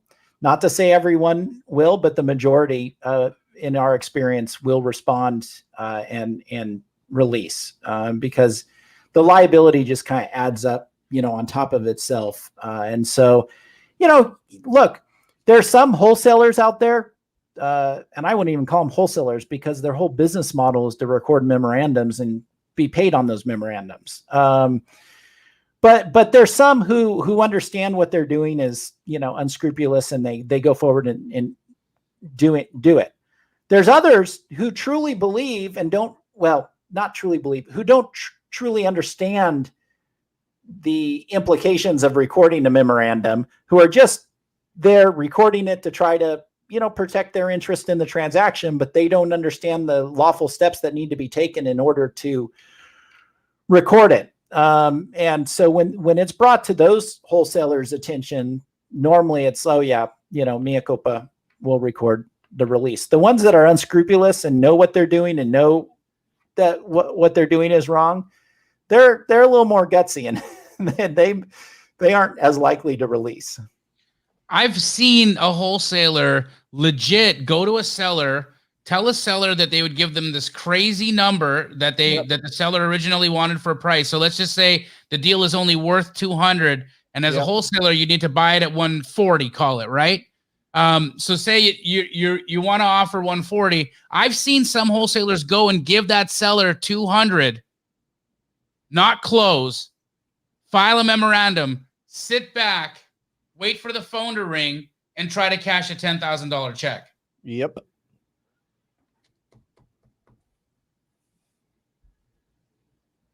Really good question here from Scott Jenkins. Super smart guy, Scott Jenkins. I believe he's an Astro student and a Sub-2 student. Super smart guy, crushes it, does a lot of deals. I'm on his buyer's list, so the dude gets a lot of deals. Scott Jenkins says, I assume a demand letter from an attorney carries more weight than doing it yourself. Guys, this is my personal experience. For the few $100s it costs to have an attorney send out a letter or an email or make a phone call for you, it is one of the best investments you can ever make. Number one, you don't have the anxiety. Number two, it does come from the letterhead of an attorney. And number three, it's very inexpensive to actually go that route. So whenever we have a demand letter, yes, we do hire an attorney. It's as simple as an email. It's not like we have to go through and sit down at their law office and explain the whole deal. We just say, hey, Sean, we found a memorandum. Is it like thousands of dollars to send out a demand letter, Sean? No, it's less than 1,000. Less than 1,000. Okay. 900 guys, it's $999. I could see Sean's wheels turning like, wait, he doesn't want to throw his attorney friends under the bus, but come on. I've had a demand letter done in $200. So whoa. Yeah. 200 to 1,000. We'll leave it there. Jamil, do you ever use a memorandum? Yes. You do? Yes. So I think we have would. So under very, very, very strict circumstances. So we will file a memorandum once we typically, when we're direct to seller on deals and it happens, because we're working through an agent, and that's considered direct to seller in our books. Just because there's an agent fiduciary in the way doesn't mean we're not direct to a seller. So when we're direct to a seller through a real estate agent and we start to see the deal is going a little bit slow, right? We always have the language in our contract that we intend to file a memorandum. We very rarely exercise it, but it's there. And if we start to see that things are getting a little bit squirrely, that they're not responding to title, that we did get a tremendous deal or we did make a tremendous buy on a certain house, and we get information from the real estate agent themselves that their seller is no longer responding to them, and they're fearful that they may have gone in and started talking to another buyer, that at that point we will go and record the memorandum, because now we know that we have a seller who's going to try to get out of their contractual obligation with us. Of course, we're going to try to open up the doors of rapport and the doors of conversation to see what can we do. Look, here's the thing. I'm never litigating a memorandum, ever. Litigating anything is $50,000 minimum. Would you agree, Sean? Full litigation. If the seller contests and, really puts up a fight, it can start getting expensive. But if you're going to pursue a specific performance action, a lot of times it's the service of the complaint on the seller where they realize, wait a minute, this buyer means business, and they want this property and they plan to perform on this property, and I can't just go and, sell it to somebody else. At that point, the negotiation process begins. Right. And I do want to comment on that. And the way you're handling it, Jamil, is perfect, because you're kind of looking at the transaction as it's flowing and you're saying, hey, things are getting a little squirrely here. Let's get that memorandum on file so that, the buyers after me or any other buyer knows I'm out there and I'm involved and that type of thing. But if the escrow date comes and goes, don't just sit on it. If you want that property, go in and file your specific performance action, record your list pendants, and get the ball rolling. Don't just sit there waiting for 2 years, hoping that at some further time they're gonna try to sell it. If you want it, go get it. Don't sit around and hang out and wait, hoping for that payment. That's where I think that's the problem that everyone has, right? Is like, you're just hanging out, you're doing nothing, you're sitting on your rights. And then when somebody who's actually going to perform comes forward, it's like, where's my money? Right. And it's truly, especially in those circumstances where people are in pre-foreclosure and they're sitting on that memorandum, they're sitting on that, they're waiting. It's a ticking time bomb, and they're that's somebody's house, that's somebody's life. That's someone's life, and I'm reading in the comments that there's a group out in Phoenix. There's a group out in Phoenix. probably the same group you guys are dealing with. These guys Yeah, are you and I turkeys. know them really well. We actually know. We have a nickname for these people. We Yeah. know them by name. We know their company name. We know the exact type of houses they target, the type of sellers they target. I actually know that one of them watches this show. So we're on to you guys. Thanks for being a fan and for the support, but you suck. You suck. And you should stop doing it. Yeah, they for a long time we were running a door knocking team, a pretty sizable door knocking team before COVID. And we would run into probably 50% of our contracts would already have a previous contract with this group. And all they did was they asked the seller, what is the price that we have to get this house under contract for in order to get you to sign with us? I mean, it'd be sometimes $50,000, $70,000 over ARV, not over what they should buy it as a wholesaler. Yep. And they would take it and they would just file a memorandum. And then unsuspecting wholesalers that are brand new, watching YouTube to learn, they come along, they get a contract at the appropriate price, they open escrow, and then they find out there's this memorandum. They go and pay these guys off to the tune of $5,000 to $10,000 to get rid of the memorandum, because one, the wholesaler that is the good wholesaler didn't know you can simply hire a Sean St. Clair or somebody similar in your local state. By the way, get on his Facebook group so you can find the right attorneys. Guys, please put the link. Kelly, if you're watching right now, Kelly or Wenny, if you guys are watching, please put his Facebook group in the side chat one more time for everybody. But you can get these memorandums released when you show that they didn't have grounds to do it. But it is so common here in Arizona. I actually see Doc J right here in the comments. Can you put him up there? I love this. He's been really active today, and he's put some really good stuff in there. I really think, this is a good question to talk to the title companies that you're working with or the closing attorneys that you're working with and just say, how do you handle memorandums? When this pops up, what do you look for? What is the process? And what are you looking for to insure this property and get this done? That'd be a really interesting conversation with the escrow and title company and closing attorneys to just see what is there. Are they stuck? Are they like, what our company policy is that has to be removed before we can insure this property? Or is it something that they'll actually do, dig into it and see if it's something that has legs? It's a good question. So we've been using Sean St. Clair's terminology in our contracts for quite some time. Okay. And actually Steve Trang is who introduced me to Sean St. Clair a couple of years back. Sean would go to Steve Trang's meetups here, his famous meetups. You get 400 people at these things. I don't know if Steve's going to start those back up, but that was a lot of fun. So I meet Sean. We have Sean draft all of our documents, and I go and get a contract pretty quickly after I get those contracts from Sean with the memorandum terminology and all of those things done properly. I go get a contract. The seller ghosts me. So we file a memorandum. And I didn't hear anything from that seller for 2 years. And then I get a call from an attorney saying my memorandum is frivolous and all this kind of stuff. And I said, did you even look at my memorandum? Did you even look at my purchase contract? Did you even look at the documentation? Because it is fully legit. And he goes, actually, I'm embarrassed to say I haven't, because there's so many times that the answer is that you knucklehead wholesalers don't do anything properly. So I just assumed you were another knucklehead. They had to pay me off $12,500, which was my assignment fee, if I had purchased it at that time. So I am grateful to know that my memorandum, even though the close of escrow was not performed on by me, that memorandum was not frivolous, even though the date had passed, because I had a right on that property. It was the seller that took advantage of me and tried to get a higher price, not the other way around.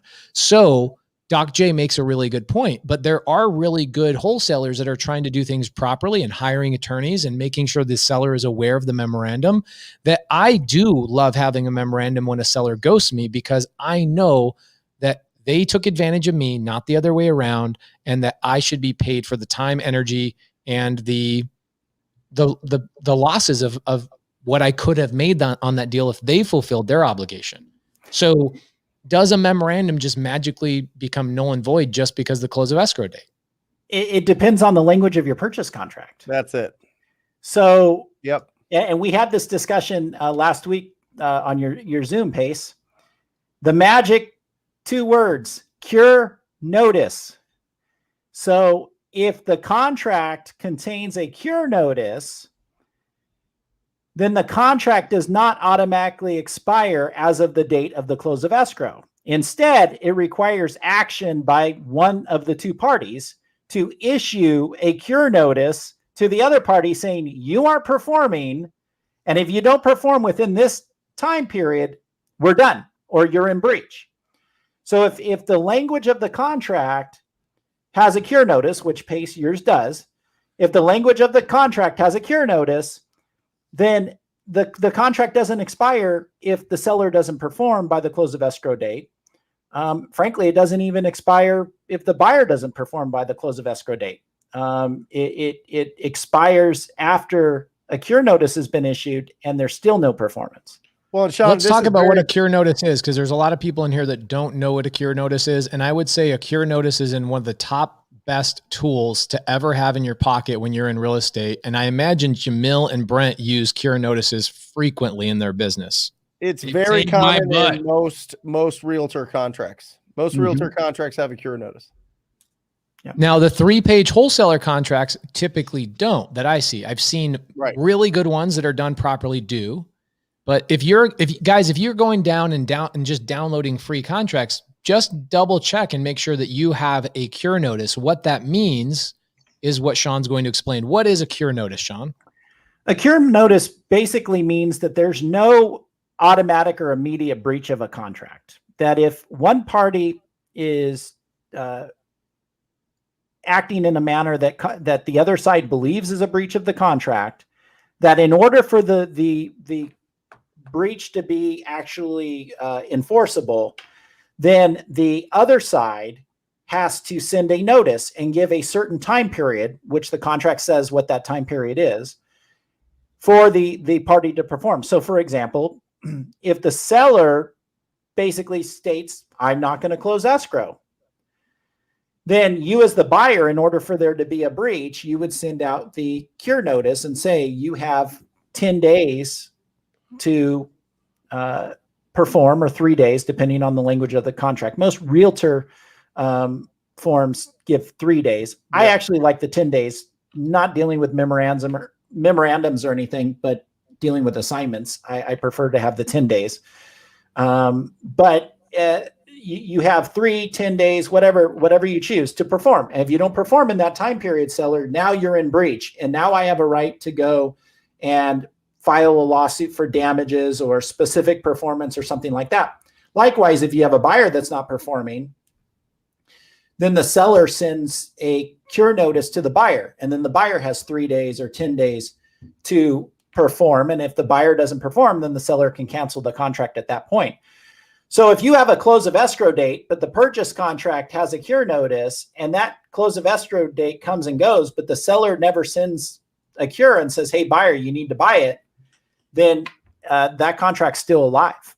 In fact, I've worked with clients who, a year and a half later come to me and say, wait a minute, why is this still an issue? I thought, we were over and done. The close of escrow expired. And I look at it, well, did you ever send a cure notice? Well, no. So, a year and a half later, we're sending a cure notice. Jamil, how has a cure notice helped save your butt in transactions?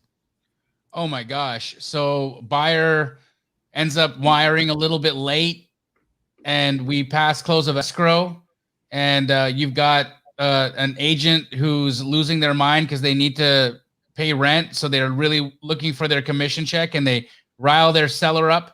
And now they want to cancel, but they can't because the cure period give us more time.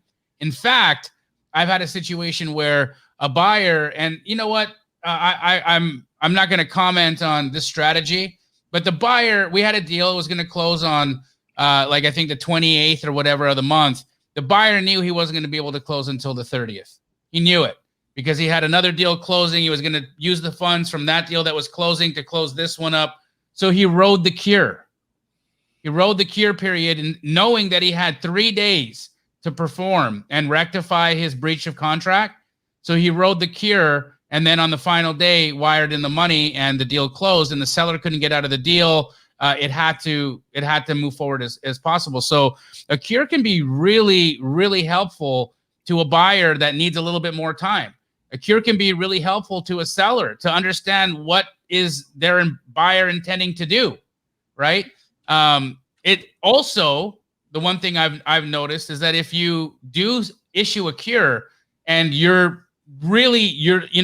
Cifelli, a lovely human being, she had mentioned that, sellers do some squirrely stuff. Yep. Right? They do some really squirrely stuff sometimes. And she's saying, I'm seeing that, memorandums are getting a bad rap here, but what about those people? I think when you got a seller who's just flat out lied to you and they've gone and taken another offer from somebody else because greed got in the way, sue them. But the other thing that you can do is renegotiate, right? I've had look, suing somebody costs thousands and thousands of dollars. Renegotiating might only cost you a few $1,000s. Why not try? Why not try to figure it out? And a cure period gives you the opportunity to have an honest conversation because the days are counting, right? And so that's how a cure period's helped us pace. It gave us extra time on a deal, allowed us to close a little bit late, and especially when we're wholesaling and we've got buyers and our buyer is not as responsive as we want them to be, and we know that they're going to perform, but they're just busy out doing life. Or they have a lender that moves a little bit slow. Or the lender moves a little slow. Or you have like a wire cutoff, right? That's another big thing is a lot of people don't talk about is like I've done deals with Jamil, a lot of deals with Jamil, and we'll wire money for a deal at 2:15 in the afternoon, but it misses the wire cutoff. So the title company doesn't receive that money. And the seller might be freaking out, like, why haven't you closed escrow, canceled the contract? But at the end of the day, because we have an extra 3, but in my contract, I have a 10-day cure notice, which means the seller has to give me 10 extra days. And the reason it's called a cure is because my lack of closing escrow is a plague on that contract. I have put a plague on this contract, and the seller has to tell me to cure that plague by closing escrow. And so that's why we call it a cure notice. Cure your plague, cure your problem that you caused on this contract. So I actually do like it. Is there a downside to a cure notice, Sean? Yeah, the downside is to the extent that you as the buyer want to force the seller's hand and have them close. If you make a 10-day cure notice, now you're waiting 10 days. The reason why I like the 10-day notice is for your, what I would call your out of control daisy chains, where, no one seems to know the end buyer and, they're not performing. I like my assignments to basically state, hey, buyer, either you perform on this date or you don't, and contract rights revert. Now you can always amend that. You have somebody who, like you said, Jamil, you had a buyer that was waiting for another transaction to close. You knew that. You can always say, hey, yeah, we'll amend that. We'll fix that, But I, as the original party to the contract, I would want the assignment to basically say, hey, look, it terminates if you don't perform by the original close of escrow. You don't have the benefit of the cure. I have the benefit of the cure. So if you can't perform, we're done. Contract rights revert to me, and now I have 10 days to fix this issue. Can I just reiterate that for everybody? It's so well done. I just want to redo that one more time because that's so critically important for people to understand. In your purchase contract between you and your seller, you should have a cure notice. Okay, it protects you, it protects the seller. It's all around a great situation to have. Just like Jamil talked about how it saved his bacon multiple times, it saved my bacon multiple times for whatever reason. Okay. However, when you assign your contract, you are assigning every single word of that contract unless you say otherwise. So when you have an assignment contract, you want to state in your assignment contract, which is another document that Sean is creating for us, the assignment contract that Sean is creating for us states that my buyer, the person I'm assigning my contract to, does not get a cure notice. They do not have the ability to, the second you don't close escrow, you have breached. I do not have to cure you. You have breached, which then gives me the time to go back to the drawing board and find another buyer without having to cure the person I assigned the deal to. So guys, make sure you write that down. You want a cure notice between you and your seller, but you don't want to give your buyer a cure notice. You want to make sure your assignment does not allow them to have every right under the contract of which you are assigning. Is that properly said, Sean? Right on the money. Cool. So the contract that we're having Sean draft, I've already had Sean in the works. He's been super busy doing freaking working Saturdays, man. What attorney goes and does speaking engagements on Saturday? You're amazing. But at some point in the next couple of weeks, when Sean gets a chance, he's going to redraft a 5-page or so wholesale contract with the memorandum language, with the memorandum attached, the addendum A, or what do we call it? I'm sorry. Exhibit B or A or Exhibit A or B.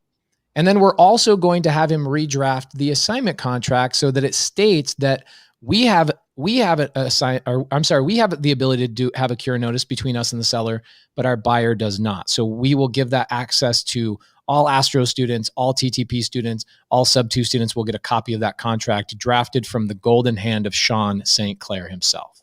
Wonderful. Beautiful. Tons of really good questions. Dude, do you guys see how many people are loving this episode? I have a question for you, Sean. Yeah.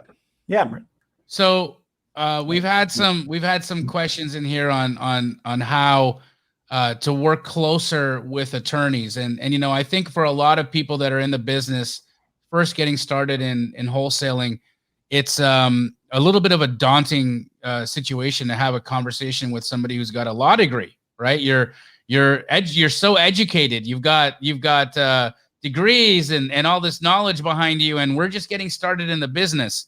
So, Sean, how do you suggest that the audience of Wholesale Hotline go out and establish relationships with real estate attorneys? If not yourself, others. What would be the number one way for somebody to get the attention of a real estate attorney to take them seriously and help them out? So there's a couple of ways. I know I'm not the only one that's active in real estate investor groups and meetups and things like that. And so, become involved in those types of events. Generally, there'll be an attorney there, and you can meet them, talk to them, pick their brain, see, if there's somebody that you can work with. The second way is to be a go-giver with the attorney. So there are attorneys that do probates, like our firm does probates. Rylas Dana does probates. There's attorneys throughout the country that do probates. Start using them and sending them your transactions that need probates. Send them some work. Establish that type of relationship, and then third, go and pay for an hour of their time and sit down and tell them, show them your contract. Show them, your business structure. You have an hour, you're paying for it. So, show them everything that you have and get their opinion and establish that. Our firm, for example, what we do with our clients is we open what we call general matters files. I don't ask for a retainer. I don't require anything up front. We open the general matters file and then we bill on, our regular invoicing schedule. Some months, I don't bill certain general matters files because they haven't needed my services. Other times, they'll call and have a question on the transaction, and I'll talk to them for, 20 minutes and then put my time down, and then they'll get a small invoice at that point for that time. But it's just there and it's open and it's available for them to use as they need, throughout the process. And so most attorneys will work like that and open a general matters file and just keep it open, and you use it as you need it.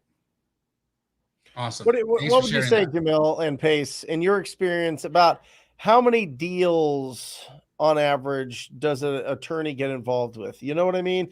For our company, it's probably 1 out of 15, I would say, There needs to be something happening, whether it be eviction, whether it be something with probate, whether it be something with a memorandum, very rarely, but I would say that. What about you guys? Do you guys have kind of an idea of, what we can set as an expectation? And just to show everybody that part of your team, part of your board is your real estate attorney. Like, this isn't like wealthy people don't get scared of attorneys. Wealthy people love attorneys. Like, that they're there to protect you. They're there to be part of your team. They're there to do a lot of the work that you don't have the ability nor the experience to do. So don't be scared to add. Especially if you're in Arizona or Georgia. I mean, come on, this is bananas. You better start that right away. But what do you think, guys? Out of how many deals does it get a little bit wiggly where an attorney has to step in? I would say 1 in maybe 15 to 20 or so, all the way from a couple $100 demand letter to maybe a couple of phone calls to the other party's attorney, to Sean's done a couple evictions for us. Yep. He did an eviction for us this year. It was a wonderful one. We had a tenant saran wrap their toilet and played a prank on their boyfriend and recorded the whole thing and put it on TikTok. And her boyfriend pissed all over on TikTok and ruined our floor and all this kind of stuff. And then she turned around and claimed that we were horrible landlords and that her floor was wet. And we screenshotted and recorded her TikTok, and we're actually brought that up in court. So guys, those kinds of things happens. And so it's really nice to have somebody in your corner. I would say that there's not a week that goes by that we don't communicate with Sean St. Clair or somebody at his office. I probably have Sean, what I do, and I've done this in my mentorship, this is the kind of value. I don't give Sean probates, okay? I give Sean a lot of other business. I give Rylas Dana my probates because I have some agreements with him, but Sean St. Clair gets a lot of other business from me. And here's a couple of examples of business I give to Sean. When somebody needs an agreement, like I had a student that wanted a JV agreement between him and another student, I called Sean and I said, Sean, I will pay for this agreement. Will you draft this for my students? Hey, Sean, I have another student that wants an agreement for his door knockers to not hold him liable. Will you draft that document? He has drafted maybe, I don't know, close to 100 documents for me over the last 12 months. My partnership agreement between Matt, Cody, and myself, he's done all of that stuff, guys. It is constantly my favorite bill to pay every single month, because not only do I get the value of learning and paying for it, I look at Sean as a mentor, which is kind of weird. Like Brent just talked about him as one of our board of advisors. 1000% I look at Sean St. Clair as a mentor type, and I'm paying for him to educate me and then in turn bring him tons of business. I would consider Sean a friend and somebody that we do business with. And you guys need to do the same thing with people in your local area. Jamil, what about you? So I think you're pretty close pace. We are doing, 60-ish, 50, 60-ish deals right now with just the heat of the market and whatnot. And I say we probably talk to our attorney twice a month, right? That's about how often we're going. We've got multiple attorneys on retainer. So for us, our transaction coordinator or anyone can just call an attorney and say, we've got this going on. What do we do? But yeah, it's, I'd say probably every 20 to 25 transactions, you're going to have something where you're going to need some legal advice. And it's great. I mean, I love my relationships with our attorneys. They're the only friend I pay for. But it's worth it. It's so worth it. Just an incredible peace of mind knowing when you have a great attorney in your back, in your corner, taking care of you, advising you correctly, letting you navigate this world of business in an ethical, straightforward manner, but has your back like a bulldog when it's time to come out. That's what you're looking for. And guys like Sean St. Clair are exactly that. I do have a suggestion for people in the audience. If you guys are new and you're saying, I want a local attorney, because Sean's not licensed everywhere, right? They practice in Arizona and Georgia. And he obviously cares. He wants to be out there helping the community, which is why he built a national Facebook group, for heaven's sakes. But at the end of the day, he can't service everybody. So you need to go to your own individual state. Now, here's an idea for you. Squatting up. Why don't you squat up with 10 other people in your local area and you say, hey guys, let's have a meetup where we all pay a little bit of an attorney's time, 2 hours, and we have an attorney come out and talk about a specific topic so that attorney and us can build a relationship. Pay them. I never have asked Sean to do anything for free. I am so glad to pay him to show up to do anything. The Zoom that we did the other Friday with Inside My Sub 2 Mentorship, I will get a bill for that and I will gladly pay for that. So same thing in your local market. Find a real estate attorney who wants to build their business, somebody who cares about growing their business, and pay them for 2 or 3 hours of their time to come and to do like a lunch and learn at a local title company or a church or a Starbucks for that matter, and get 10 people to fund that. Let's say that it costs $600. 10 people is only $60. Guys, crowdsource your relationship with an attorney and get rid of the $600 and just crowdsource something like that. And attorneys will be glad because now they have 10 clients or 10 future clients that they can set up LLCs for, estate planning, get probate clients, do all sorts of things for, and get paid for it. And there's a group now. He created a group. I mean, So you good. could go right into the group and find somebody that you know, is in your local market. I mean, it's incredible. I mean, there's no excuse not to do it. And I love the idea of crowdsourcing it and getting in there. So everybody, all of a sudden, you're going to start teaming up with people that have the same type of morals, the same type of thoughts, they understand what is the right path to do it. Those are the people that last. I'm telling you, we've seen it for, you know, Pace and Jamil and I have been doing this for 15, 20 years. You see the people come and go like shooting stars. They show up and just explode because they're doing it wrong. You know, you never want to go down that path. Be around the people that are doing it right, and you're gonna have longevity, and that's the whole point. Make the money from this so that you can buy assets, so that you have all these assets piled up and create actual wealth. Well, guess what happens when you have wealth? You need attorneys around you. All right, you need attorneys to protect you. You need attorneys to do what unlimited amount of things. So, you know, start down that way right now. Go to Real Estate Investor Legal Facebook group, join that, find somebody incredible in your market and start that relationship. One thing I want to say about attorneys as well is that not all attorneys do everything, right? So I'm on a phone call with Sean 2-3 weeks ago.